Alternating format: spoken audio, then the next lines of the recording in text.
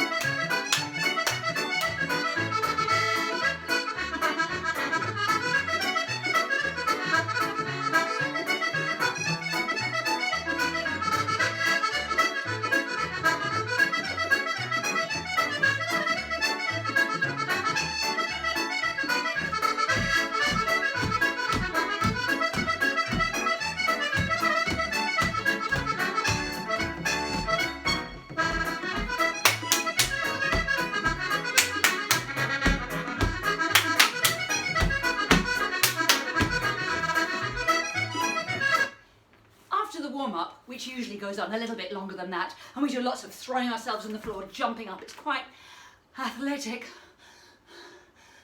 We play something called the name game, where we go around from screen to screen. You're each given a number and you know when it's your turn, and we do stamp your feet, clap, I say my name, you echo. Maura. Sean. Sean, and we go around till everybody's named. Next time we do it with a move and a sound effect. And so on. We do it a little more gradually than I have just been explaining. I tell an Irish story.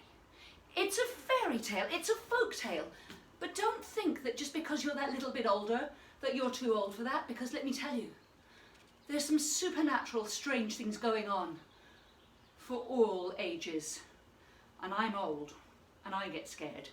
Yes, it's a Halloween story.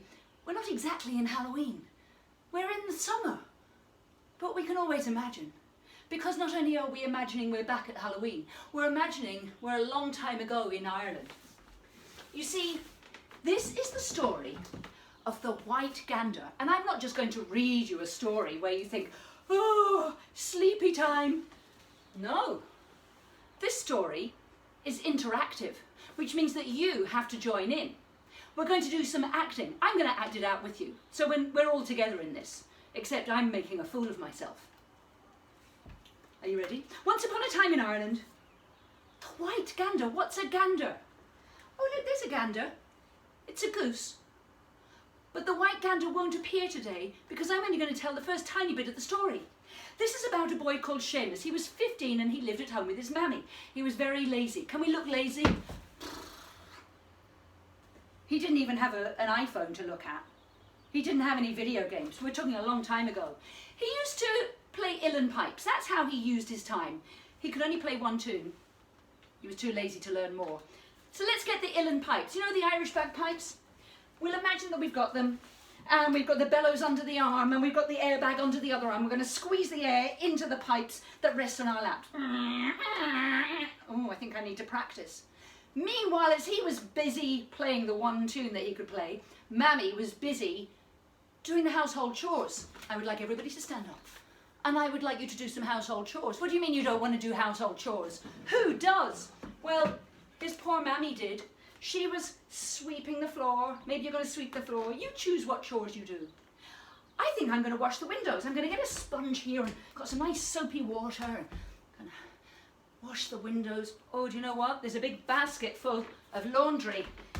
I've washed it all. I'm going to fold it all. Here's a pillowcase. Fold it all up. Folding the clothes. I just put it away in the airing cupboard. Will you excuse me? Now, they heard a noise at the door. What was that? It's the postman. And it's a letter. Oh, Seamus, look.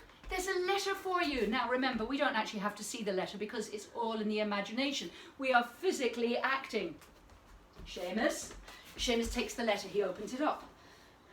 He hasn't got a letter all addressed to himself before. Dear Seamus, Happy Halloween. Please come to our party in the valley tonight and bring your pipes. We need some music for the dancing. Can I go, Mammy? Please, can I go? Oh, I don't know, Seamus. It's very late. I don't think so. No, because I couldn't take you. No. Please, Mammy. How would you beg? Please, please, please. Well, all right, but you must come straight home. Do you hear me? No messing. So he sets off and he brings his pipes and he wraps up warm because Ireland in October is very cold. And as he gets there, and by the way, we can hear the rain. Oh, we can hear the rain, and now we can feel the rain. And he just arrives at the house when he knocks on the door. They open the door. Who's there? Seamus, the musician is here. He's arrived! And everybody claps and they welcome him in and they sit him down. Play your pipes, play your pipes. But he's too cold. His hands are cold. So they give him a nice hot cup of tea. Can we drink the tea? Oh, that's better. And he begins to play. And as he begins to play his pipes, everybody starts to dance. And they're all dancing around. And they're stamping and tapping their feet. And they're jumping around. And they're swinging their partner. And they're having a great time. And then Seamus looks at the clock and he thinks, Mammy will be cross. I need to go. So he puts on his coat, picks up his pipes, and off he goes. Where are you going, Seamus? Mammy's waiting for me and I need to get home. Sorry and all that. Goodbye. And as he's leaving, they're going, no, Seamus, don't go. Nobody even noticed he could only play the 1-2. They were so busy having a good time. Somebody said, hey, Seamus. Hey man, watch out for the puka. The puka? What's a puka? A puka is a strange animal. It comes out on Halloween. It's half horse and it's half goat. They say it can speak. It has magic horns on the front of its head. I'm wearing the invisible horns, but the ears. And they say the puka can speak and it can fly. It can be a little mean. It spits on wild blackberries to stop anybody eating them. But it has magic powers. And Seamus said, nah, I'm 15. I don't believe in all that. Shut up. And off he set. And he was walking through the forest on his way home. But it seemed to be a very long way and he doesn't remember it being this far. And then after a while he began to get a little anxious. And he thought, where am I? He became lost in the forest. And he started looking all around. Can everybody walk as if you're a little bit anxious? You're not scared yet. You're just a little concerned. Can we all walk like that? Maybe we're going to bend our knees. Maybe we're going to turn and look over our shoulder. Maybe then we try to be brave again. But still, there's something not quite right. Suddenly, Seamus hears a noise. What is it? And he turns around. He sees the puka. Hello, Seamus.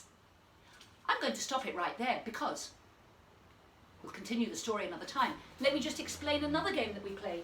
The game of gestures. Everybody march in time to my drumsticks.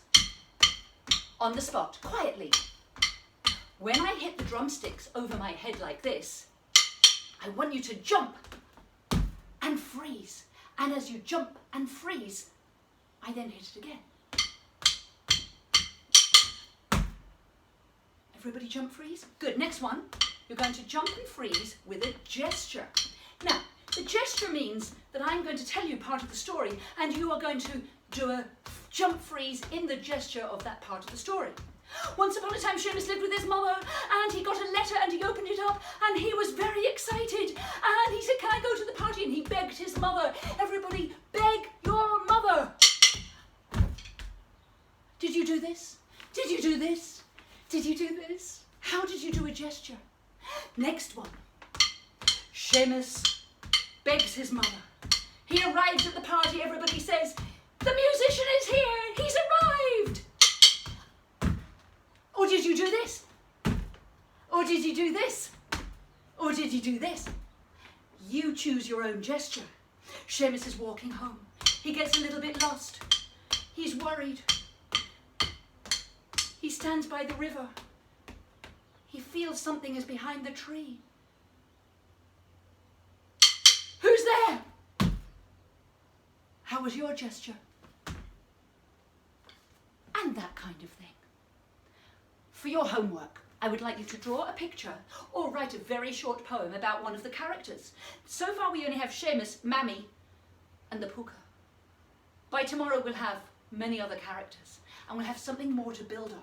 And we will make our way up to the culminating performance where everybody does a segment of the story in character.